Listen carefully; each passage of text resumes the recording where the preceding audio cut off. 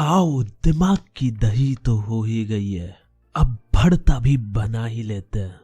हम बात करेंगे आयंस की। यारो, कुछ एलिमेंट्स पर चार्ज होता है, तो ये कुछ एलिमेंट्स जिन पर चार्ज होता है इन्हें हम आयंस कहते हैं। अब आयंस दो तरह के होते हैं, पॉजिटिव आयन जिन्हें कटायंस भी कहते हैं, और दूसरी तरफ नेगेटिव आयंस, इन्हें हम अनायंस भी कहते हैं। अब ये आयंस के बारे में बताने का क्या मकसद था? तो यारो, आयंस केमिकल फॉर्मूले लिखने में काम आते हैं, और केमिकल फॉर्मूले लिखने का दर्द सिर्फ वही इंसान समझ सकता है जिसने अपने बड़े भाई की केमिस्ट्री की प्रैक्टिकल फाइल बनाई हो। तो केमिकल फॉर्मूला बनाने के लिए कुछ रूल्स होते हैं, जैसे आयंस पर जो चार्ज होता है वो फॉर्मूले में बैलेंस होना चाहिए। समझने के लिए एक एग्जाम्पल ले लो। एक एलिमेंट है X, उस पर +3 का चार्ज है, और एक एलिमेंट है Y, उस पर -1 का चार्ज है। तो अब अगर हमें चार्ज बैलेंस करना है तो हमें Y के 3 आयंस लेने होंगे, जिससे +3 और -3 हो जाए और फॉर्मूला बैलेंस हो जाए। तो फॉर्मूला बनेगा XY3। तो इसके लिए तुम्हें सारे आयंस के चार्ज याद करने होंगे। एक रूल और है, फॉर्मूला में अगर मेटल और नॉन मेटल हैं तो पहले मेटल का नाम लिखा जाएगा, यानी जिस पर पॉजिटिव चार्ज होता है वो पहले लिखा जाएगा। जैसे यहाँ पर X पर पॉजिटिव चार्ज था और Y पर नेगेटिव, तो हमारा फॉर्मूला जो बना वो XY3 बना, क्योंकि हमें हमेशा पॉजिटिव को पहले लिखना होता है। अगर हम Y3X लिखेंगे तो वो गलत हो जाएगा। एक रूल और है, अगर पॉली एटॉमिक आयन पर फॉर्मूले में कोई नंबर होगा तो वो ब्रैकेट लगाकर लगेगा। अभी तुम्हें ये बात ढंग से समझ नहीं आएगी, लेकिन मैं बाद में तुम्हें एग्जाम्पल के साथ समझा दूंगा। चलो अब देखते हैं कि फॉर्मूले कैसे बनते हैं। जैसे मान लो हमने 2 आयन उठाए, एक हाइड्रोजन और एक सल्फाइड। तो पहले तो हमें इनके चार्ज पता होने चाहिए। हाइड्रोजन का होता है +1 और सल्फाइड का होता है -2। तो अब हम इन चार्जेस को क्रॉस मल्टीप्लाई कर देंगे, तो फॉर्मूला बनेगा H2S। तो हाइड्रोजन सल्फाइड का फॉर्मूला होता है H2S। हमने क्रॉस मल्टीप्लाई इसलिए किया ताकि चार्जेस बैलेंस हो जाए। चलो अब पॉली एटॉमिक आयन वाला एग्जाम्पल लेते हैं। इस बार हम कैल्शियम हाइड्रोक्साइड का फॉर्मूला बनाएंगे। तो Ca यानी कैल्शियम पर चार्ज होता है +2 और हाइड्रोक्साइड पर चार्ज होता है -1। तो अब हम यहाँ पर दोबारा क्रॉस मल्टीप्लाई करेंगे और हमारा फॉर्मूला बन जाएगा CaOH2। ब्रैकेट लगाना जरूरी है, वरना अगर हम बिना ब्रैकेट के CaOH2 लिखेंगे तो इसका मतलब ये हो जाएगा कि ऑक्सीजन पर 2 नहीं आया, और फिर अपना आंसर गलत हो जाएगा, क्योंकि 2 की मल्टीप्लाई पूरे OH से हुई है, ना कि सिर्फ H से। बताओ यार, मैथ्स में तो फॉर्मूले थे ही, अब साला केमिस्ट्री में भी फॉर्मूले आ गए। चलो अब बात करते हैं मॉलिक्यूलर मास की। जैसे एटॉमिक मास में एटम का मास निकालते हैं, वैसे ही मॉलिक्यूलर मास में मॉलिक्यूल का मास निकालते हैं। जैसे H2O का मॉलिक्यूलर मास 18 AMU होता है, क्योंकि हाइड्रोजन का होता है 1 AMU और ऑक्सीजन का 16 AMU। बस यही है और कुछ नहीं, और ये बात तो तुम्हें पहले से ही पता थी। चलो फाइनली अब हम पहुंच गए हैं लास्ट टॉपिक पर, जो है मोल कॉन्सेप्ट। इससे पक्का एक क्वेश्चन तो गारंटीड आएगा। 20 रुपए के गोलगप्पों की शर्त लगा सकता हूं मैं, तो ये अच्छे से समझना। तो भाई, जब तुम लोग 1 दर्जन केले लेने जाते हो तो दुकानदार तुम्हें 12 केले देता है, लेकिन अगर तुम उस ठेले वाले को कहोगे ए भाई 1 मोल केले देना, तो तब वो तुम्हें 6.022 × 10⁻23 केले पकड़ा देगा। अब इतने सारे केलों का तुम क्या करोगे वो मुझे नहीं पता, पर आशा करता हूं कि तुम्हें समझ आ गया होगा कि 1 मोल एक क्वांटिटी है, और वो है 6.022 × 10⁻23, और इसको हम एवोगाड्रो नंबर भी कहते हैं, क्योंकि जब तुम अपने मोबाइल से ये नंबर डायल करोगे तो एक बुढ़ा जिसका नाम एवोगाड्रो है वो फोन उठाएगा। तो अगर तुम इसे कभी कॉल करो तो मेरी तरफ से राम राम दे देना। अब एक सवाल उठता है कि इस नंबर के बारे में क्या स्पेशल है जो हम इसके बारे में पढ़ रहे हैं।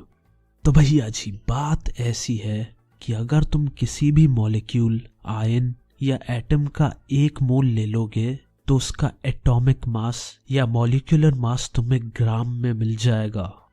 देखो एग्जाम्पल से समझो, एक कार्बन के एटम का मास होता है 12 AMU। तो अगर हम एक मोल कार्बन के एटम लेंगे तो उनका मास होगा 12 ग्राम, यानी 6.022 इंटू 10⁻23 कार्बन के एटम्स का मास होगा 12 ग्राम्स। और हाँ, किसी भी चीज के एक मोल का जो मास होता है हम उसको उस चीज का मोलर मास कहते हैं, यानी कार्बन का मोलर मास हुआ 12 ग्राम्स। चलो अब तुम मुझे जल्दी से CO2 का मोलर मास बताओ।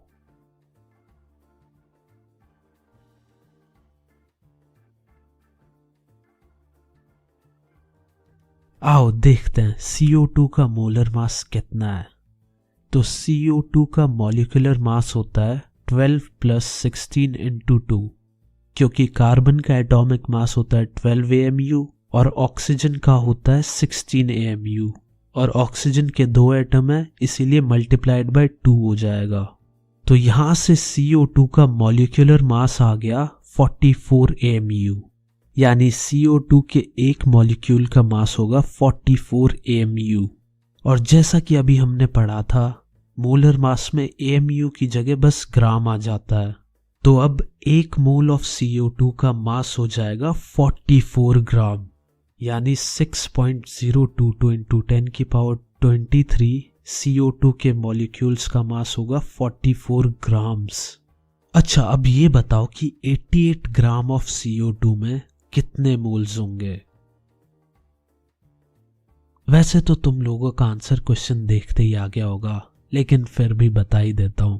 Number of moles equals to given mass upon molar mass होता है, यानी n equals to small m upon capital M, जहां n होता है number of moles, small m होता है गिवन मास और मोलर मास को हम कैपिटल M से रिप्रेजेंट करते हैं। चलो अब जल्दी से आंसर बता दो।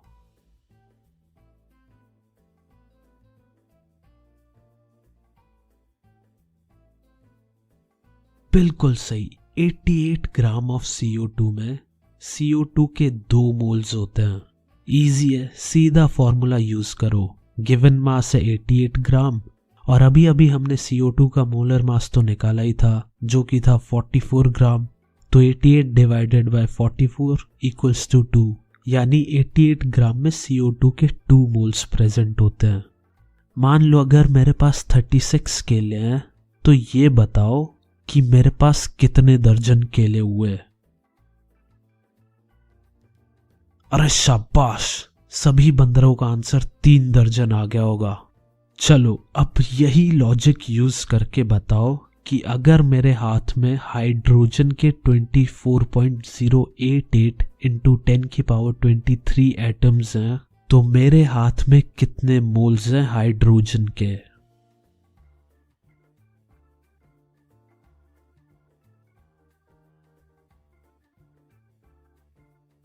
बिल्कुल सही, 4 मोल्स हुए। देख रहा हूं बंदर धीरे धीरे समझदार होते जा रहे हैं। सिंपल है, 24.088 इंटू 10⁻23 को एवोगाड्रो नंबर से डिवाइड कर दो, जो कि है 6.022 इंटू 10⁻23 और तुम्हारा आंसर आ जाएगा 4।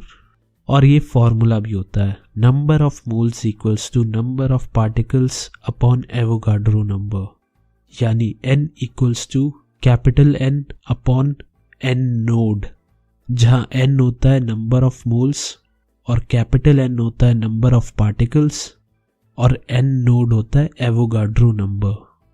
तो बस अब ये याद रख लेना कि n equals to m upon capital M equals to capital N upon N Nord.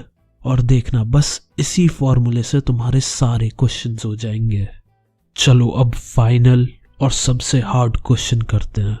Gogi की जेब में 70 ग्राम नाइट्रोजन रखा है, तो ये बताओ कि उसकी जेब में नाइट्रोजन के कितने एटम्स हैं। अरे जल्दी से पेन उठा के कैलकुलेशन शुरू कर दो, आगे स्किप करने की तो सोचना भी मत। आंसर चाहिए मुझे।